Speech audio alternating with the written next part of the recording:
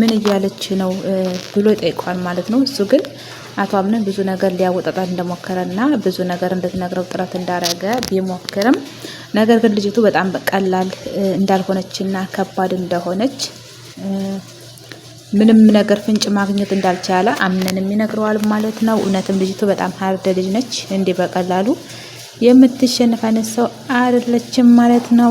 በዚህም ማለ እንግዲህ ያቺ ክፉ ሴትስ ሁሉን ነገር ህይወት ግን ያመሰቃቀለችው ሴት ሲፈናት ወይ ይለዋል። እሱም አዎ ሲፈናት ይለዋል። እንዴት ይሄንን ነገር ማወቅ እንዴት እንዳልቻሉና ይሄ ነገር ተደብቃ እንዴት እዚህ ርቀት እስክትሄድ ድረስ እነሱ መንቃት እንዳልቻሉም በጣም ገርሟቸዋል ማለት ነው። በጣም የሚያምኗት ሴት ነው የነበረች።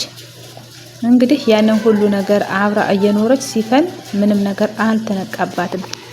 አምነንም እንግዲህ ያን ሁሉ አምኗት ስለነበረና አብራ ለብዙ ዓመት የኖረች ሴት ስለሆነች ለዛ መጠርጠር አልቻለም። ለዛ ነው ያልጠረጠርኩት ይላል ማለት ነው።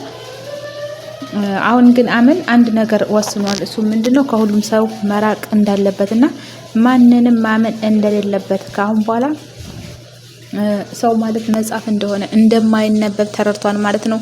አምነን አሁን ብዙ ነገሮችን ማወቅ አለበት። ብዙ ነገሮችን እየነቃ ነው ማለት ነው።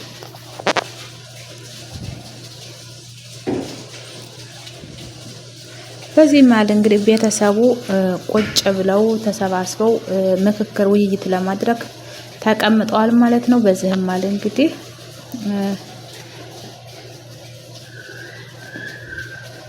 ብዙ ነገር ቢያሰለቻቸውም ነገር ግን አምነን አንድ ነገር ሊነግራቸው ፈልጓል።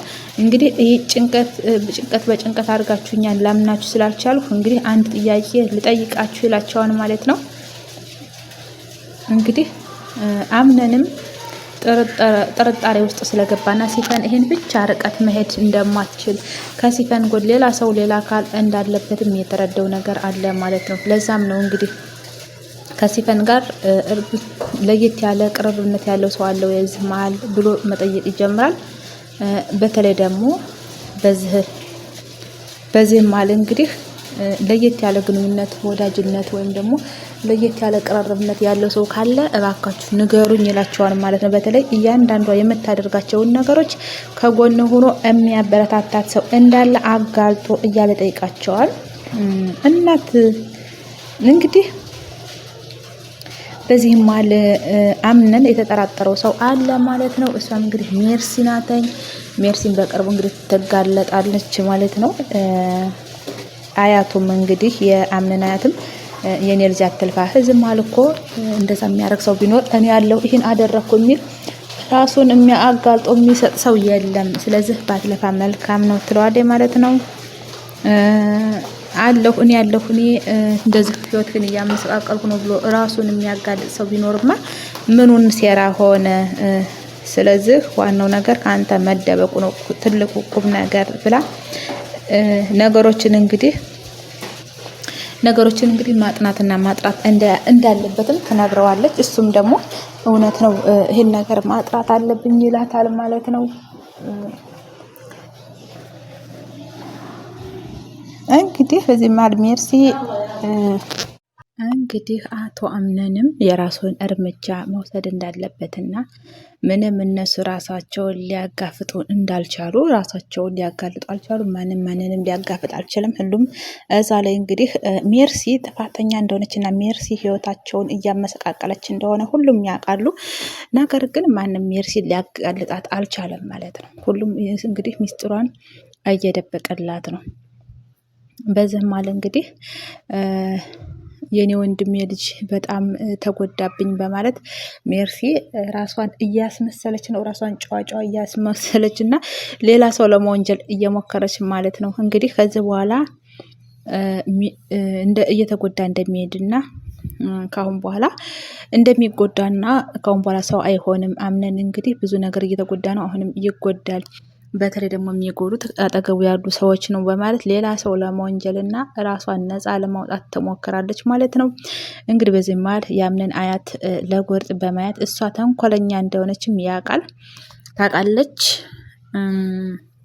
እንግዲህ አያቷ የአምነን አያት ጠርጥራለች ማለት ነው። በዚህ ለጎርጥ ማየት ትሞክራለች። እዚህ ቤት ሌላ አስመሳይ ሰው አለ፣ እኛ ያላወቅንበት፣ እኛ ያልጠረጠርንበት ማለት ትጀምራለች ማለት ነው። ብዙ ሰው እንግዲህ ሌላ አስመሳይ ሰው ስላለ ይህን ነገር እንግዲህ እኛ ማጣራት አለብን ትላለች ማለት ነው። ይህን በቅርቡ እንደምደርስበት እና በቅርቡም ትልቅ ጥናት እንደሚደረግ ትልቅ ቤቱ ምርመራ እንደሚደረግበት ሰዎች አንድ ባንድ እንግዲህ ክፉና ጥሩን መለየት እንዳለባቸውም ታወራለች ማለት ነው።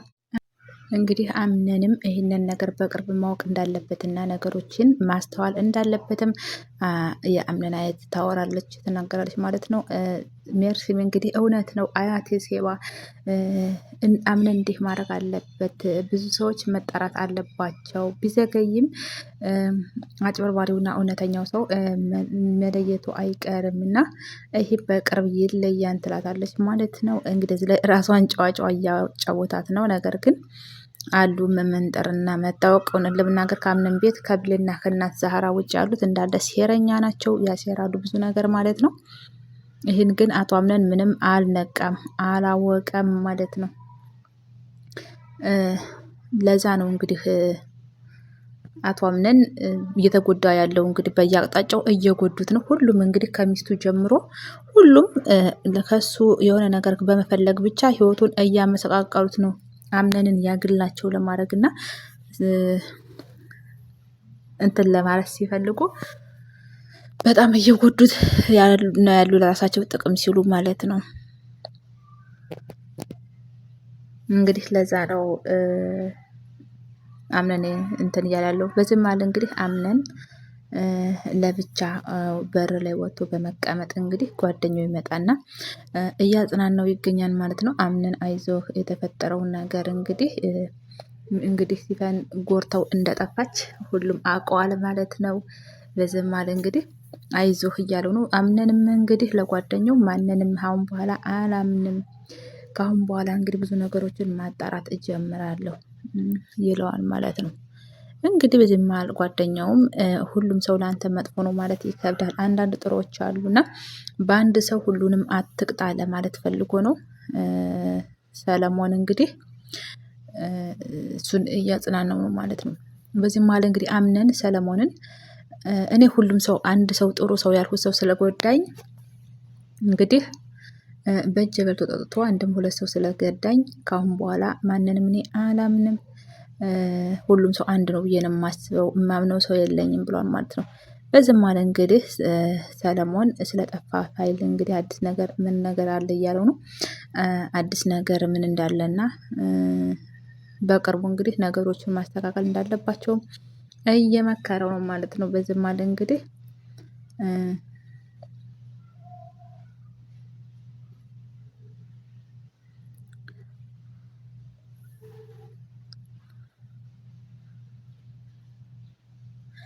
በዚህ መሀል አምነን ሰለሞንን የሲፈንን ነገር እንዴት አደረክ ይለዋል ማለት ነው። በዚህ መሀል ሲፈንን እንዲያፈላልጉለት እንግዲህ ለብዙ ልጆች እየነገረ ነው። በቅርብ ከተገኘች አሳውኩኝ በማለት ፋይሏን አሰራጭቷል ማለት ነው። በዚህ መሀል እንግዲህ አዲስ ነገር ሲኖር እንደሚያሳውቀውና ሰለሞንም አምነንን እንደሚረዳው ከጎኑ እንደሚሆን ቃል ይገባለታል ማለት ነው። በዚህ መሀል እንግዲህ ወደ ውስጥ እንግባ ቢለውም ሰለሞን ግን ያለህበት ሁኔታ ጥሩ ስላልደለ እኔ ቤት መግባቴ ይቆየኝና አንተ ግባ ወደ ቤት፣ እኔ ግን መሄድ አለብኝ፣ ብዙ ስራ አለብኝ በማለት እንግዲህ ቤት መግባት እንደማይፈልግ ይነግረዋል ማለት ነው። በዚህ መሀል አመሰግናለሁ ልሂድ ይለዋል። አቶ አምነንም እንግዲህ እባክህን ሻይ ቡና በል፣ እቤት ሳይገባ አይከድም ነውር ነው ይለዋል። እናም አዲስ ነገር ካለ አሳውቀኝ ይለዋል ማለት ነው። በዚህ ማለት ደግሞ ጓደኛው ሰለሞን መሄድ ይጀምራል። እናት የአምነን አያትም እንግዲህ ምስጦፋን እንዴት አንተ አብረህ የምትኖሩ ልጆች ናችሁ፣ እንዴት ሲፈንን በደንብ አታውቃትም፣ ያለችበትን ነገር እንዴት አላውቅም ትላለህ፣ ማጋለጥ አለብህ፣ ይህን ሁሉ ነገር ስታደርግ እንዴት ነው አንተ የማታውቀው፣ ማጋለጥ አለብህ እያለችው ነው ማለት ነው። እንግዲህ ምስጦፋም እኔም እንዳምነን ነኝ፣ ምስኪን ነው የመሰለችኝ፣ የማውቀው ነገር የለኝም፣ አምኛት ነበር ይለዋል ማለት ነው። አመኘው ነበረ እኔ ምንም የማውቀው ነገር የለም እንዳምን ነው ድንገት የሆነብኝ ይለዋል። እንግዲህ አያቱም ያምንን አያትም እንግዲህ የት ነው የምታውቃት እንዴት ተዋወቃችሁ እያለች አንድ ባንድ እንግዲህ ከቃሉ መረዳት የምትፈልገው ነገር እንዳለና የቤቱን ሰዎች እንዳለ አሰሳ እያደረገች ነው ማለት ነው። በዚህ ላይ እንግዲህ ብዙ ነገር ማወቅ ስለምትፈልግ ወንድሟም ልጇ ልጅ አምነንም እንዲጎዳ ስለምትፈልግ ሰዎችን እንግዲህ ከቤት ያሉትን ሰዎች ጥራት እያደረገች ምርመራ እያደረገች ነው። እንግዲህ ሲፈንን የት እንደሚያውቃት ብትጠይቀውም እሱም ደግሞ አብሮ አደጌ ናት በማለት እንግዲህ ነግሯን አብሮ አደግ ከሆን እንዴት ነው ሲፈንን ባህሪዋን የማታውቀው? እንዴት የምታካሂደውን ነገር አላቅም ትላለህ?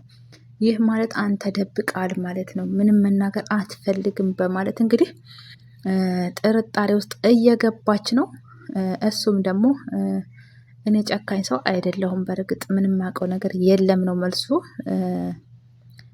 እናት ዛራም ደግሞ እናት ያምነን አያት እሷ እንዴት ሰው የላትም ወይ? ተያዥ ሰው እንዴት የላትም? ቤተሰብ፣ አጎት፣ አክስት እንዴት የላትም? በማለት እንግዲህ